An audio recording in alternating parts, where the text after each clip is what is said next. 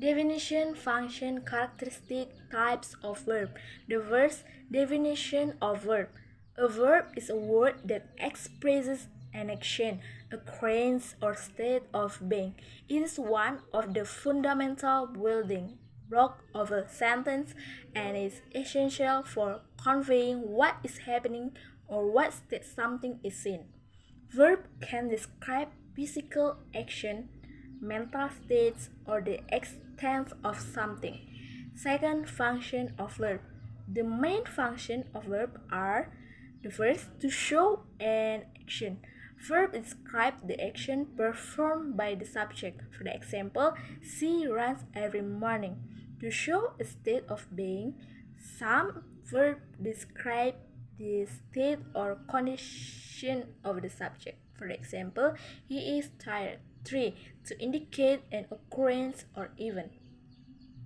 Verb can also describe an event or something that happens. For example, the meeting started at 9 a.m. 3. Third, characteristics of verb. Action or state. Verb describe either an action like running or jumping, or a state like being or existing. Tense. Verb can change their form to indicate when an action takes place, like past, present, or future. Agreement with the subject. Verb must agree with the subject in terms of a person and number, singular or plural. Can be transitive or intransitive. Some verbs require an object to complete their meaning, or transitive, while others do not, do not, for or intransitive. 4. Types of verb. There are several types of verb depending on how they are used and their function in a sentence. A. Action verb.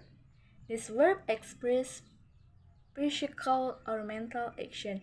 They describe what the subject is doing. For the example, she eats lunch every day. He talked about the question for a long time. B. Linking verb. This verb connects the subject to a subject complement or often an adjective or a noun that describes or identifies the subject. They do not show action but instead describe a state of being. For example, she is a teacher. Is connects the subject she to the noun teacher. The sky seems clear today. Seems links the sky to the adjective clear. The most common linking verbs are forms of to be, like am, is, are, was, were. But other verbs like appear, seems, feel, taste, become, and look can also function as linking verb. C. Auxiliary verb or helping verb. Auxiliary verbs are used together with a main verb to form different tenses, voices, moods, or aspects. For example, she is reading a book. Is a can auxiliary verb helping to verb the present continuous tense. They have finished their homework. Have is an auxiliary verb helping to form the present perfect tense. Common auxiliary verb include be, have, and do. D. Modal verb. Modal verb are used auxiliary verb that express necessity, possibility, permission, or ability. They modify the meaning of the main verb. For example, she can swim very well, or ability.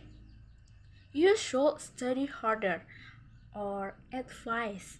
It might rain later, or possibility. Common modal verbs include can, could, may, might, shall, should, will, would, must, and ought to. E. Transitive verb. Transitive verb require an object to complete their meaning. The action of the verb is transferred to the object. For example, she read book. Books is the object receiving the action of reads. He kicked the ball. Ball is the object receiving the action of kicked. F. Intransitive verb. Intransitive verbs not require an object to complete their meaning. The action stays with the subject. For example, she looked loudly. No object is needed. He arrived late. No object is needed. G.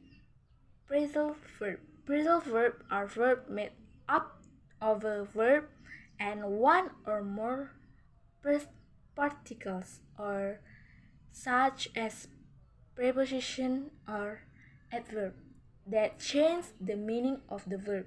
For example, she gave up smoking. Gave up is a phrasal verb meaning to quit. He ran into an old friend. Run into is a phrasal verb meaning to encounter unexpectedly. 5. Tense of verb.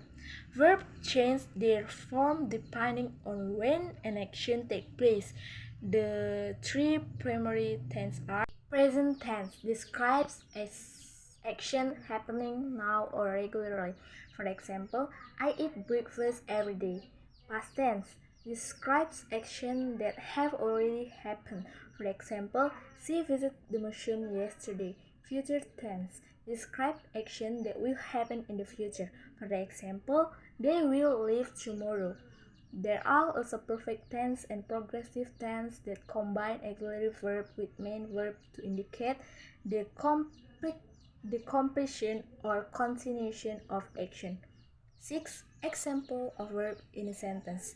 Action verb. She reads a letter every week. He swam in the pool yesterday. Thinking verb. They are happy with their result. The cake looks delicious. Auxiliary verb. She is reading a novel right now. I have finished my homework. Modal verb. Verb. You should go to the doctor. He can speak three languages. Transitive verb. She kicked the ball.